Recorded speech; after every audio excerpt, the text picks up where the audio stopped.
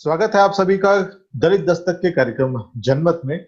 जनमत कार्यक्रम में आज हम बात करेंगे वर्तमान स्थिति की। वर्तमान में कोरोना संकट है और पूरा देश इससे त्राहिमाम कर रहा है और इस वक्त सारे लोग परेशान हैं। लेकिन इस दौरान बहुत सारी ऐसी घटनाएं हो रही हैं जो इस दौरान नहीं होती तो भी काम चल सकता था। मसलन अभी राम मंदिर का निर्माण हो रहा है और अभी जब से ये लॉकडाउन शुरू हुआ ठीक उसी दिन से राम मंदिर के निर्माण का काम भी शुरू हो गया है। उसका जोर शोर से उद्घाटन तो हुआ, लेकिन लोगों में उसका बहुत ज्यादा प्रचार प्रसार इसलिए नहीं हो पाया क्योंकि साथ साथ एक बीमारी ने यहाँ पर घर कर लिया था और सारे लोग बीमारी से के संक्रमण को लेकर आशंकित और डरे हुए थे, जिससे उस तरफ किसी का ध्यान नहीं गया। लेकिन इसी दौरान एक घटना और होती है कि जैसे ही राम मंदिर के निर्माण के लिए वहां पर नींव खोदी जाती है तो नींव में कुछ ऐसे अवशेष निकल के आते हैं जो पुरातन काल के हैं। इन अवशेषों को बहुत सारे अखबारों ने, समाचार पत्रों ने, मीडिया ने ये बताकर प्रचारित किया कि ये अवशेष राम के दरबार के हैं, भगवान राम के दरबार के हैं। और साथ ही ये भी बातें बाद में सोशल मीडिया के माध्यम से आई कि ये जो तस्वीरें आ रही हैं, ये इसमें जो अवशेष नजर आ रहे हैं वो तो अशोक के काल के हैं और सम्राट अशोक ने बहुत सारे बौद्ध विहार, स्तूप, चैत्य बनवाए थे जो कि तथागत गौतम बुद्ध से जुड़े हुए हैं। ये बौद्ध स्थापत्य कला के नमूने भी नजर आ रहे हैं। तो ऐसे में एक विवाद सोशल मीडिया पर इन दिनों काफी ज्यादा चला हुआ है। इसको हम इस तरह से देखते हैं कि ये जो वक्त था, इस वक्त जब किसी का ध्यान राम मंदिर की ओर नहीं था, तो कहीं ऐसा तो नहीं कि इस प्रकार की तस्वीरें लीक करके, क्योंकि वहां पर बहुत ज्यादा सुरक्षा है इस वक्त और ये तस्वीरें आखिर बाहर कैसे आई, तो ये तस्वीरें लीक करके कहीं ऐसा तो नहीं कि बौद्धों में, खास उससे भारत के जो बौद्ध हैं या नौ बौद्ध हैं, अम्बेडकरी बौद्ध हैं, इनमें और जो राम को मानने वाले ओबीसी लोग हैं, उनमें कहीं एक खाई खोदने का प्रयास तो नहीं है, या फिर कहीं ऐसा तो नहीं है कि जो मंदिर का मुद्दा फिर से गरमा दिया जाए, क्योंकि अब कोई मुद्दा बचा नहीं है। तो इस पर हम आप सभी से इसमें विचार लेंगे। इस वक्त दिल्ली से हमारे साथ हैं अनिल कुमार जी, हम इनसे बातचीत करेंगे। जो वर्तमान में मुद्दा चल रहा है, ये जो समय है, ये अभी बहुत सारे मजदूर सड़कों पर है, तमाम सारे लोग इस वक्त परेशान है इस महामारी की वजह से, और इस समय ये तमाम काम हो रहे हैं मंदिर निर्माण का। और मंदिर निर्माण का जब जोर शोर से उद्घाटन हुआ, किसी ने उस पर ध्यान नहीं दिया क्योंकि सारा ध्यान सबका बीमारी पर था। आपको नहीं लगता कि ये मंदिर मुद्दे को फिर से गरमाने का एक जरिया बना हुआ है बौद्धों के माध्यम से? और साथ ही बौद्ध चूंकि बुद्ध पर आस्था रखते हैं और ओबीसी चूंकि राम पर आस्था रखते हैं, तो इन दोनों के बीच में कहीं कुछ खाई खोदने का कुछ चक्कर है? हाँ, सुधीर जी, मैं आपकी बात से पूरी तरह से सहमत हूं। पहले पिछले 40 सालों में आरएसएस और बीजेपी और कांग्रेस के ब्राह्मणवादियों ने सत्ता धर्म के नाम पर, राम के नाम पर सत्ता इस देश में हासिल रखी है। सुप्रीम कोर्ट के एक आस्था के फैसले से, गलत फैसले से ब्राह्मणवादियों ने फैसला दिया सब हमारी राम में आस्था है, ब्राह्मणों की आस्था है। अरे कल तो आप कहोगे कि हमारी तो जातिवाद में आस्था है, हमारी तो असमानता में आस्था है, हमारी तो मनुस्मृति में आस्था है, तो क्या आप इस तरह से निर्णय देने लगेंगे? ये निर्णय ठीक नहीं है। सुप्रीम कोर्ट को न्याय करना चाहिए। सुप्रीम कोर्ट ने पहली बात तो अन्याय किया है।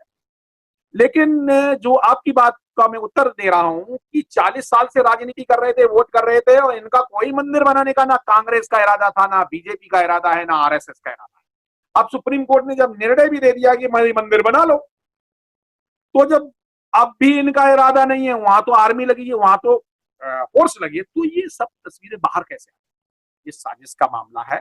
ये जानबूझ के लीक कर दी गई ताकि यहाँ पर बहुजन लोग भड़क जाएं और यहाँ पर वो बुद्ध के मंदिर की बात करने लगे, और फिर वो धर्म के नाम पर पहले हिंदुओं को मुसलमानों से लड़ाते रहे, अब वो हिंदुओं में SC ST OBC और OBC से SC को लड़ा करके राजनीति कर रहे हैं, बहुजनों से लड़ाने का कार्यक्रम कर रहे हैं, दोबारा इनका वोट का। और दूसरा क्यों और कर रहे हैं, ये इसलिए भी कर रहे हैं, अभी पिछले 3 महीनों में ये कोरोना पीरियड जो संक्रमण काल है, इसमें भारत के करीब 40 से 50 करोड़ बहुजन, मूल निवासी बहुजन लोग शहरों को छोड़कर पैदल चले, भूखे पैदल सैकड़ों किलोमीटर, 500 किलोमीटर चले पैदल। तो वो बहुत आक्रोशित हैं क्योंकि उनका रोजगार खो गया, वो भूखे हैं, वो दोबारा से उसी गरीबी के गर्त में जा रहे हैं, गांव की तरफ जा रहे हैं। तो इतना भारी जो 40-50 करोड़ भारत के लोगों की इस आबादी में, मजदूर वर्ग में जो आक्रोश पैदा हुआ है, और जो बीजेपी को और कांग्रेस को जो लेसन सिखाने के मूड में है, जो बिल्कुल पूरी तरह से सत्ता से निकालने के लिए पूरी तरह से तैयार बैठा हुआ है, ये बहुजन लोगों का ध्यान बटाने की साजिश है। ये फिर से धर्म के नाम पे, जब पहले हिंदू धर्म के नाम पे, अब बुद्ध धर्म के नाम पे, मामला क्या है, अधिकार का नहीं है, मामला साजिश है, राजनीति है, वोट की राजनीति है कि SC वर्ग को, शेड्यूल्ड कास्ट के लोगों को, SC OBC के लोगों को, जो जय भीम वाले हैं, जो बहुजन हैं, जो बाबा साहब की विचारधारा को मानते हैं, उनको उनका ध्यान भटका करके ये साजिश है और दोबारा से बहुजनों के वोट लेने का कार्यक्रम है। इस वक्त हमारे साथ सुप्रीम कोर्ट में वकालत करने वाले हमारे 2 वकील साथी इस वक्त हमारे इस कार्यक्रम में मौजूद हैं। हम उनसे बात करेंगे। रवि डंबारे जी हैं और श्रेय डंबारे जी। हम इनसे चर्चा करेंगे कि इस वक्त जो ये बातें हो रही हैं, इस पर इनका क्या व्यू है, आप क्या मानते हैं, इस पर हम चर्चा करेंगे। पहले रवि जी, मैं आपसे ये जानना चाहूंगा कि क्या कहते हैं आप, क्या ये राजनीतिकरण हो गया है इस पूरे मुद्दे का कि एक बार फिर से मंदिर मुद्दे को गरमाने का प्रयास किया जा रहा है? बिल्कुल यही है। ये एक हाई लेवल का जो है षड्यंत्र है, इसको हाई लेवल कॉन्स्पिरेसी कहते हैं। और कैसे है कि मूवमेंट के टर्मिनोलॉजी में जो हाई लेवल कॉन्स्पिरेसी जो होती है, यह जनरल लोगों को समझ में नहीं आती, खास करके जनरल लोग छोड़ दीजिए, इवन जो स्टडी करते हैं कार्यकर्ता जो है वो भी इसमें फंस जाते हैं। तो फिर जब कार्यकर्ता गण को अगर ये हाई लेवल कॉन्स्पिरेसी जो है समझ में नहीं आती, तो जनरल लोग और कहा इनको समझ में आएगा, फिर उनकी वो आस्था का फिर ये हो गया हाई लेवल की जो कॉन्स्पिरेसी तो कार्यकर्ताओं को समझ नहीं आती, तो फिर कभी कभी ना लीडर लोग भी इसमें फंस जाते हैं। जो हमारे जो जनवादी या कोई भी जो है रिपब्लिकन वाले जो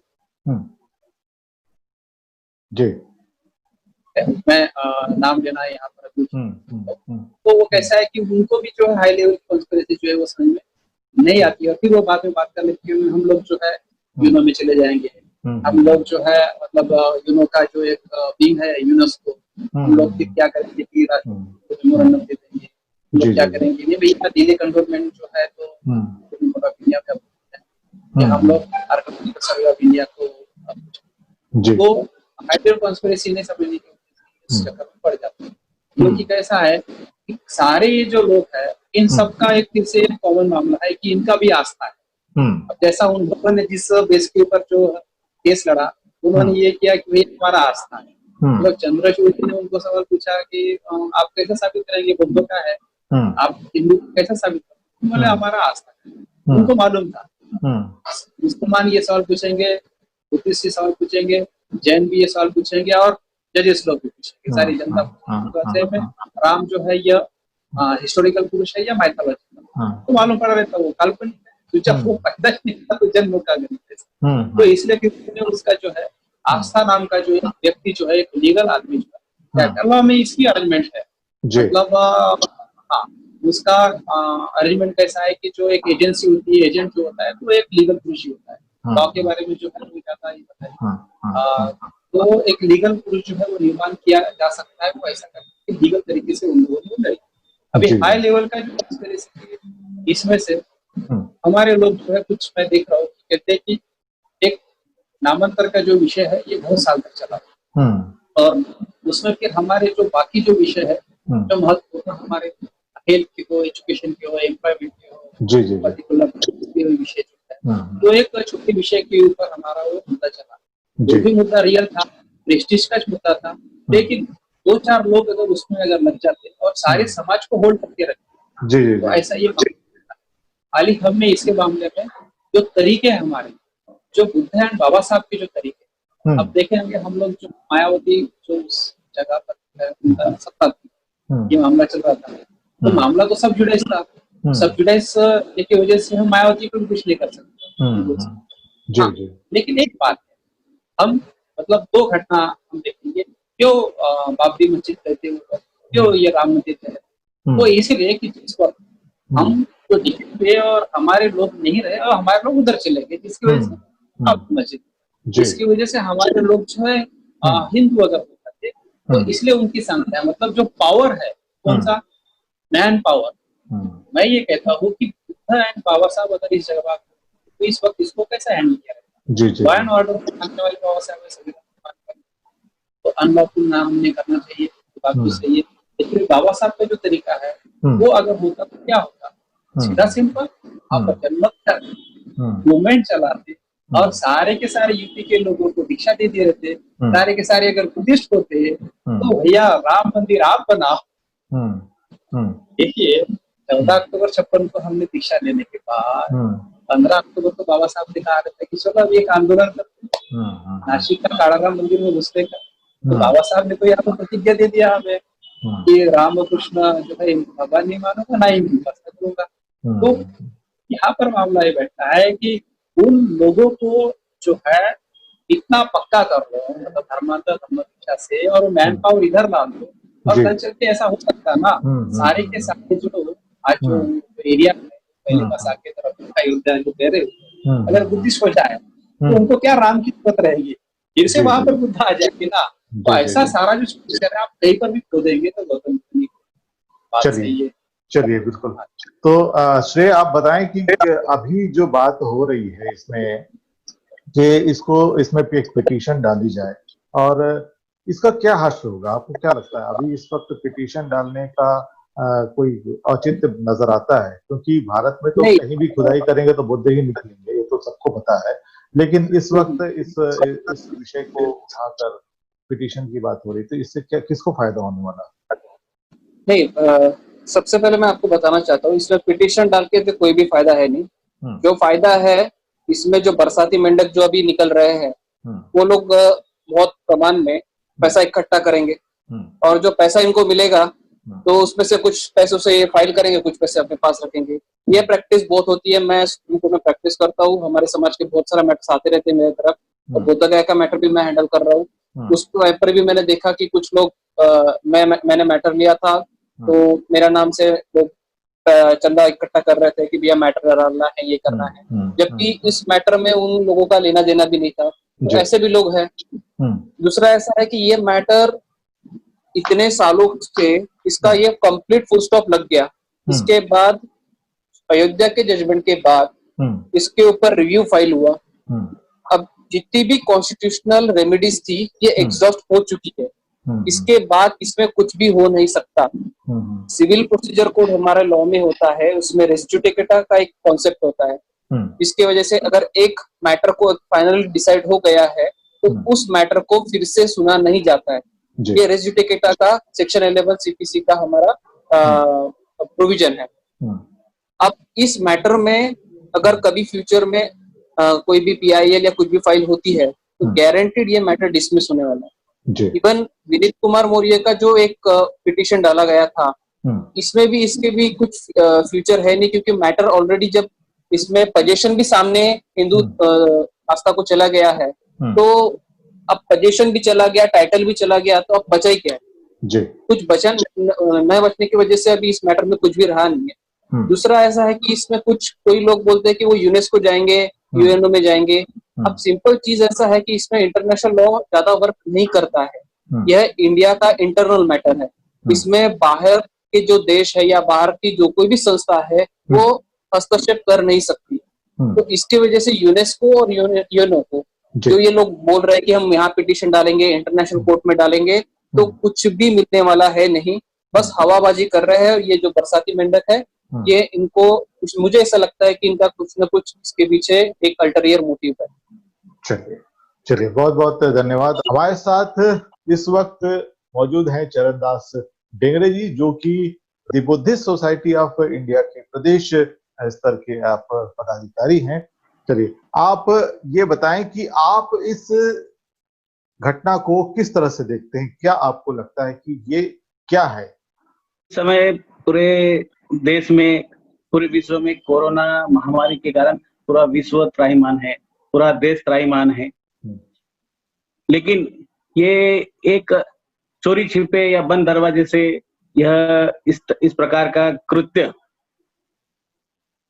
जो वर्तमान सरकार द्वारा किया जा रहा है, वह उससे ऐसी ही अपेक्षा की जा सकती है, क्योंकि ये जो मुद्दा है राम मंदिर, बाबरी मस्जिद, विगत दिनों सुप्रीम कोर्ट द्वारा जो निर्णय दिया गया है, वो निर्णय के अनुसार यह मुद्दा समाप्त हो गया और विगत 50-60 वर्षों से यह मुद्दा राजनीतिक पार्टियां इस मुद्दे को लेकर अपनी चुनावी रोटियां सेकने का काम करती थी और उसमें वो सफल भी हुई बहुत हद तक। लेकिन जब ये निर्णय आने के बाद राम मंदिर वर्तमान में अगर बनता है तो ये मुद्दा अपने आप समाप्त हो जाता है। लेकिन यह जो जबकि देश का ध्यान कोरोना महामारी पर है, लोग मर रहे हैं, बीमार हो रहे हैं, परेशान हो रहे हैं, ऐसे समय जो सरकार है इन्होंने ऐसा कृत्य करना यह बिल्कुल उचित नहीं है। और देश की जनता के साथ या देश के साथ जो देश में भाईचारा बना हुआ है, यह जो इनके द्वारा जो कृत्य किया जा रहा है यह बिल्कुल ही निंदनीय है। जिससे और जो मैं तो ये मानता हूँ कि यह राम मंदिर और जो मस्जिद मुद्दा है, जिससे मुस्लिम वर्ग इन्होंने इनके साथ 3 तलाक है और भी 370 है और लास्ट में राम मंदिर बाबरी मस्जिद मुद्दा, यह होने के बाद मुस्लिम समाज गंभीरता से शांत बना हुआ है। तो ये जो पार्टियां है, राजनीतिक पार्टियां है, ये धर्म के नाम से लड़ाने का काम करती है, धर्म के नाम से लड़ा करके अपना चुनावी एजेंडा ये सफल करने का प्रयास करती है। तो आप जो मैं सुन रहा था, आपने जो इसके बारे में जानकारी दी, तो यह जो मंशा है सरकार की, किसी न किसी रूप में इस मुद्दे को गर्म बना के रखा जाए, ताकि आने वाले दिनों में फिर इनको चुनावी जो अभी अन्य राज्यों में होना है या आने वाले दिनों में केंद्र में होना है, तो इससे इनको लाभ मिले। आए दिनों में विगत 50 सालों में देखते आ रहे हैं कि ये ऐसे इस प्रकार के गर्म मुद्दे सामने रखकर इनको लाभ होता भी आया है। लेकिन वर्तमान में जो मुद्दा समाप्त हो गया, फिर उसमें आग और मतलब घी और वो डालने का काम करके इस मुद्दे को गर्म रखकर यह अपनी राजनीतिक रोटियां सेकने का काम करने का प्रयास है। यह मेरा ये मानना है। ओबीसी और राम को मानने वाले ओबीसी और बुद्ध को मानने वाले एससी के बीच में ये खाई खोदने का प्रयास तो नहीं है? निस्संदेह इसमें कोई शक नहीं, क्योंकि जो वर्तमान जो सरकारें हैं ऐसे ही मुद्दों पर वो आगे बढ़ रही है और सफल होते आ रही है। क्योंकि इस देश में हम देखते आ रहे हैं, जहां भी खुदाई हो रही है, सब जगह बुद्ध ही बुद्ध नजर आ रहे हैं। ओबीसी के जो भाई लोग हैं, ओबीसी और पूरा बहुजन समाज यह बुद्धिस्ट है, लेकिन जो ओबीसी को इन्होंने देवी देवता भगवान इनके नाम पर उनको शिक्षा से, स्वास्थ्य से दूर रखकर इनको एक प्रकार से धर्म का नशा पिलाया गया है। और वो ओबीसी अपने आप को एससी एसटी या बुद्धिज्म की ओर मानने को तैयार नहीं, यानी कि वो विज्ञान को मानने को तैयार नहीं, अज्ञान को मानने को तैयार है। तो अगर ये मुद्दा अगर ये सामने आता है तो निसंदेह, क्योंकि भारत में हम देख रहे हैं धर्म के नाम पे लोग बहुत जल्दी आवेश में आते हैं, धर्म के नाम पर उनका खून खौलता है, बाकी मुद्दों पर शांति बनाए रखते हैं। तो ऐसा हो सकता है, अगर मान लीजिए ये मुद्दा सामने आता है तो दो समुदाय, बुद्ध को मानने वाले, राम को मानने वाले, ये आपस में लड़ भिड़ सकते हैं। चलिए, बहुत बहुत धन्यवाद अपने विचार यहाँ पर व्यक्त करने के लिए। Thank you.